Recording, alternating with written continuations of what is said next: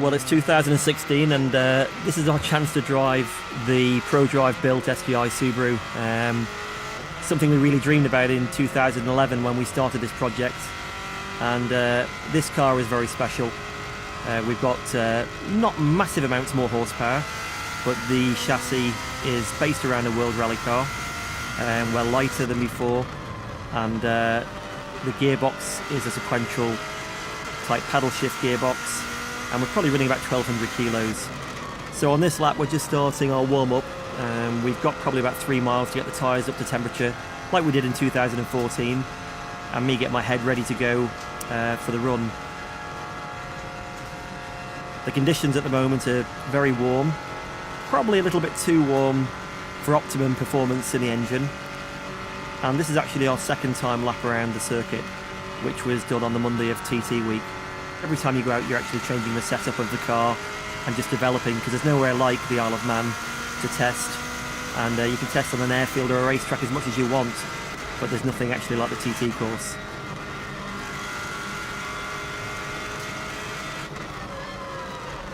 So we're getting quite close now to the last few bends. I'm just getting the feel again of the car.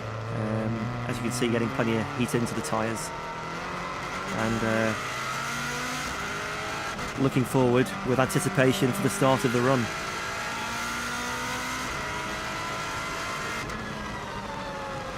This part of the circuit is very slow now. We've got one tight hairpin right, and once we go around that, we're basically on our flying starting lap.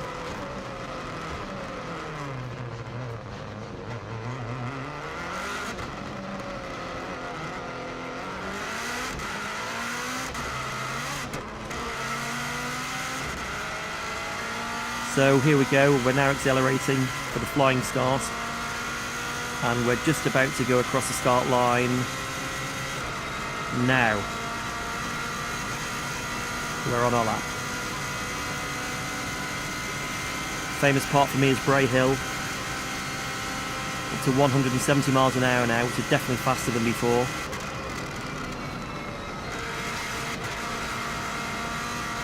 And again, building confidence through that, and that dip on the side does move the car around quite a bit, so we can't take that flat yet.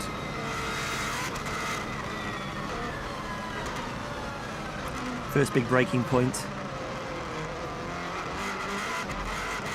All the way down to second gear. Bit of oversteer there. Tyres probably a little bit cool. And one feature we got for this car, which makes it a little bit more interesting, is we've got DRS like a Formula 1 car. Now you'll actually see when the red light comes on, that's when we're activating it.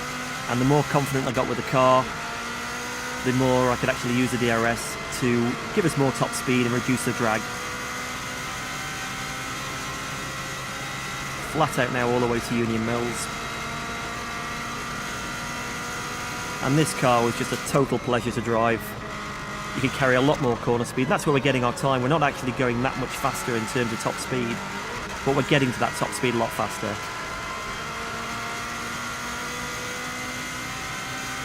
Lovely section through there, little bump on the inside.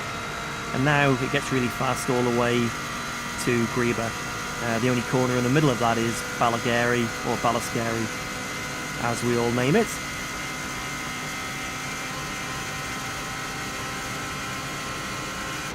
So again, getting up to 170 quite quickly. Little lift here and then tip it in. And because the car is so much faster everywhere, I can actually build up every lap I get out, and I was hoping for another lap. And there's a few places where we could have edged a little bit more time, just with confidence in the car. You've got two chances of a TT course. If you take it flat and it's not, you're in a lot of trouble. So you've actually got to build up to see what the car or the bike will actually do on those corners. And that just comes with time and experience. Flat out now, we've got a little jump.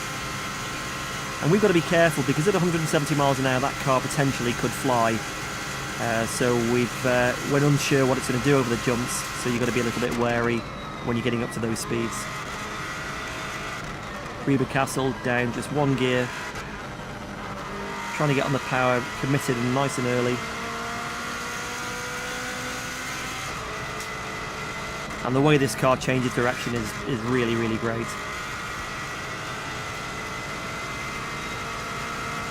car sort of feels like part of me. You think it round the corner rather than actually steering it round the corner. And as you can hear, you can get and commit on the power quite quickly.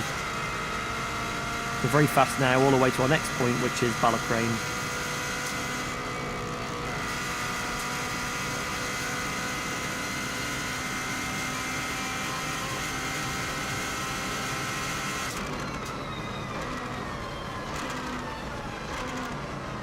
So heavy braking all the way down into third. On the power early. Tricky little corner there, you've got to get right in on the inside. And now we get on to what is quite a good section for the car, because it's there's quite a lot of corners, so we can gain a little bit of time with our corner speed through this lot, all the way to Glen Helen. Late apex.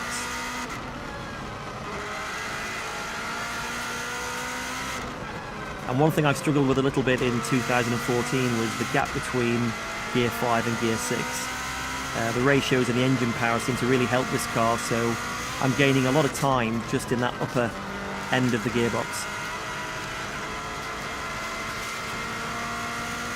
I'm changing gear with a paddle on the right hand side, pull it back to go up the gears and push it away to go down, and it's a 6-speed gearbox with a very fast change.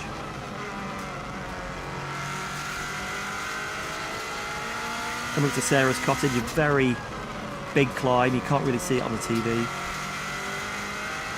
Difficult corner that, and now you start building power all the way up the hill again to get onto the next section. Helicopter always comes into sight here, you can see that above.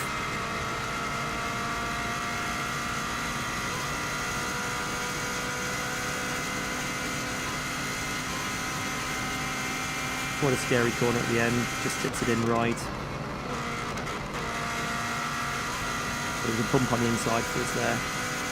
Just coming down now, got to be a little bit careful. We've got a flag being waved for loss of adhesion. There's been a bike off and hit the barrier on the right. So they've had the oil flags out. As you can see, the dust on the right and the bike still parked there. Come up for the walls now, drop it down 1 gear, and I think we dropped it down 2 gears last time in 2014. And now flat out all the way to the top of the Garrow. I really do like this section, and especially in this car.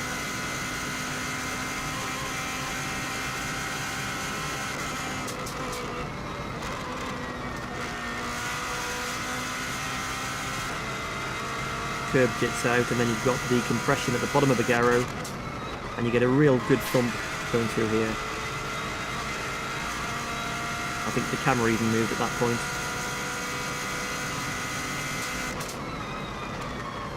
Tricky bend now, double apex right, flat left, and then a double apex left.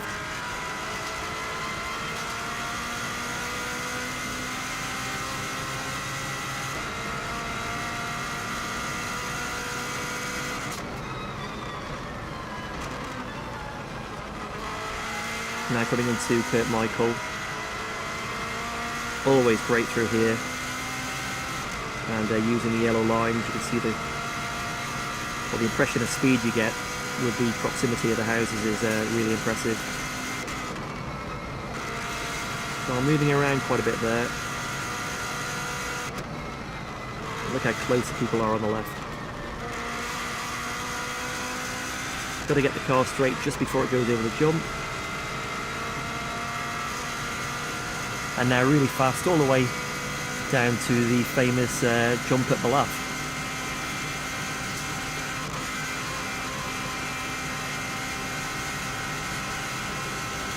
Back up at 170 miles an hour, these corners are really nice. Just nick a bit of curb on the left hand side on the next one.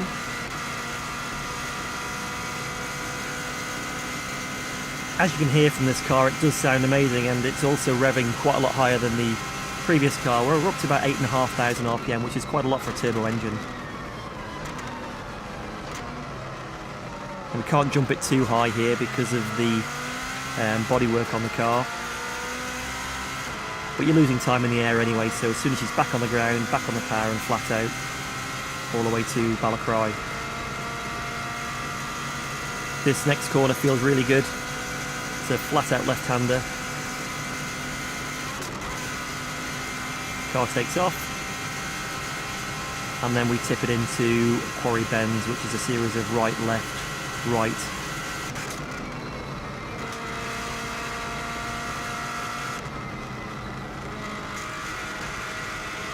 Car pulling quite good G there.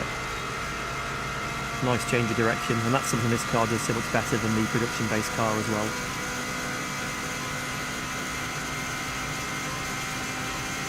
Now, although we've got a little bit more power than before and a massively better chassis, you could still afford to have a little bit more top speed here, which would bring us a little bit closer to the bikes. They're topping out at just under 200 miles an hour, and as you can see, we're just getting just over 170.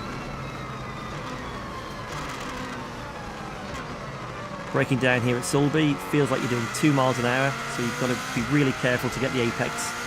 Bit of oversteer on the outside of the corner. And now we get into the bumpy section from Ginger Hall all the way to Ramsey. Car bouncing around quite a bit.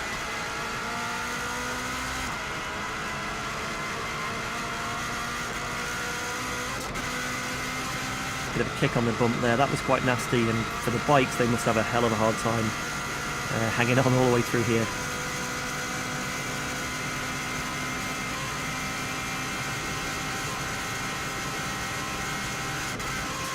Back up to 170 again.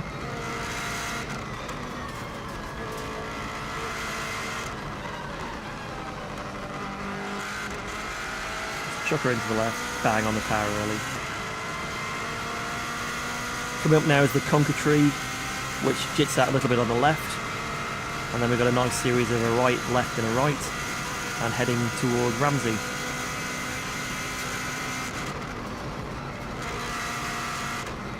Car moving around a little bit there. Still good corner speed.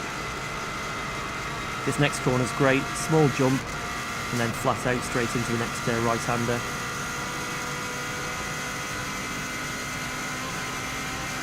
We've got the famous Ramsey bus stop, which we run a little bit wide into around this left.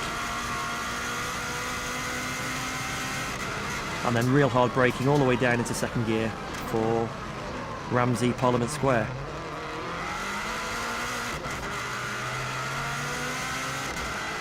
A little bit of oversteer, but not too much. Always feels great going sideways, but unfortunately it's not great for the lap time. Now the climb starts. Got the curve on the inside.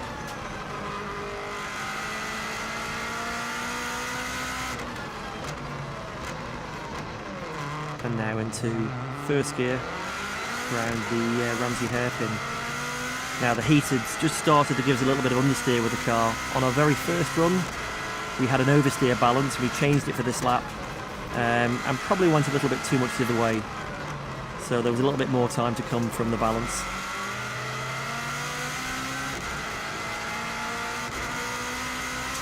Really steep now, going all the way up to the gooseneck.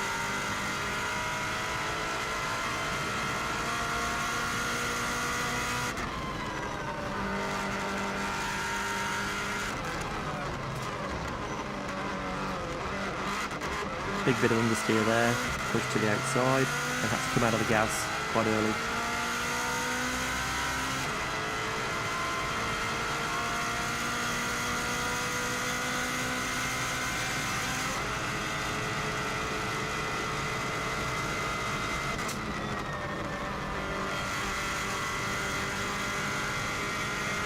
Now, even climbing up the mountain, really happy with our speed, and that was definitely an area we could gain on the previous attempts. You can see how much quicker this car accelerates from the 120 right the way through to 170.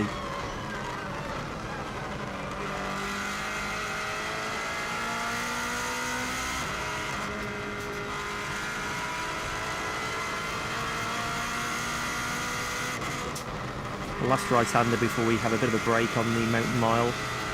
Always see the helicopter at this point, you can see it on there on the right. And the nature of the course, as you can see all the way around, is rights and lefts, and then there's probably about 5 big right-handers that link it to make it a lap. So the tyres aren't really getting mega warm, there's no big loads, and it's always very, very high-speed corners. A lot of people comment that a bike is always not quite as fast as a car around a race circuit, but the Isle of Man is different to most race circuits because of the speed and the lack of tight corners. That's the top of the mountain mile. Big long left, right, left.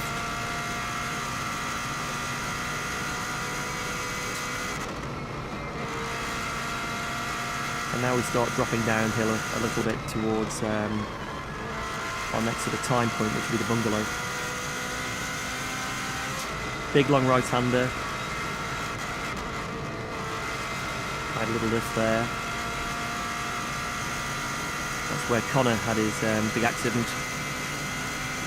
a few years ago.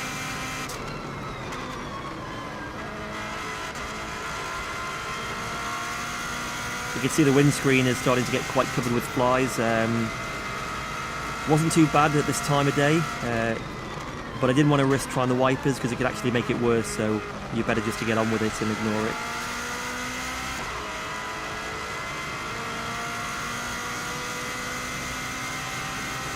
Had a great board up there, somebody showing P1. We were the only car on the circuit, so I thought that was quite funny.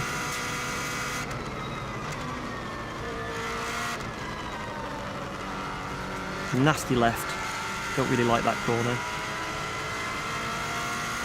And now we're heading all the way down for the last sort of sector of the lap. Real nice feeling on these 3 left-hand corners. 1, 2, bang, and we pretty well take it all as one. Windy corner, up a gear from last time, 5th gear. And again, just picking a bit of understeer, we just run wide and just get the wheel on the grass there. But it's no drama.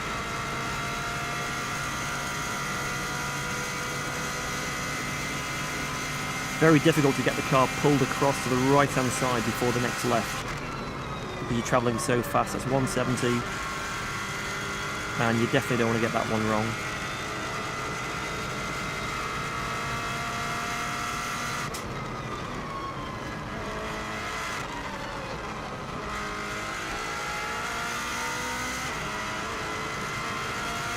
Next is Kate's Cottage.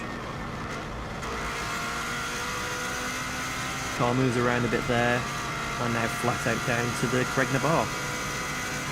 Loads of people around watching, and you know it's going well when people are waving, which definitely helps. Around the Craig, and now really fast down to Brandish, which is the big long left-hander.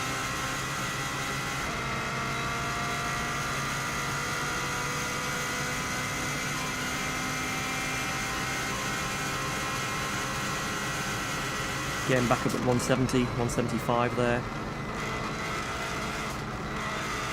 I sort of put the wheel on the grass, but I'm not sure if it's the best way. You might be better keeping it all on the tarmac. It does move the car around. Hilbury, big bump on the inside. Car moves about a bit there. And now coming all the way around to signpost. Get a real good buzz on these 3 lefts. You can see the car moving quite a lot and a load of steering input there.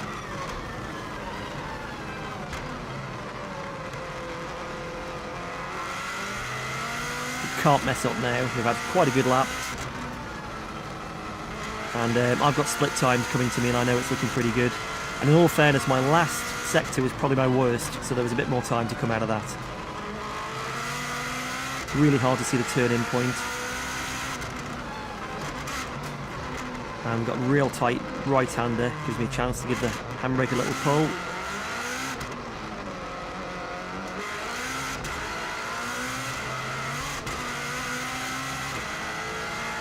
DRS wide open again. And here we go for the line.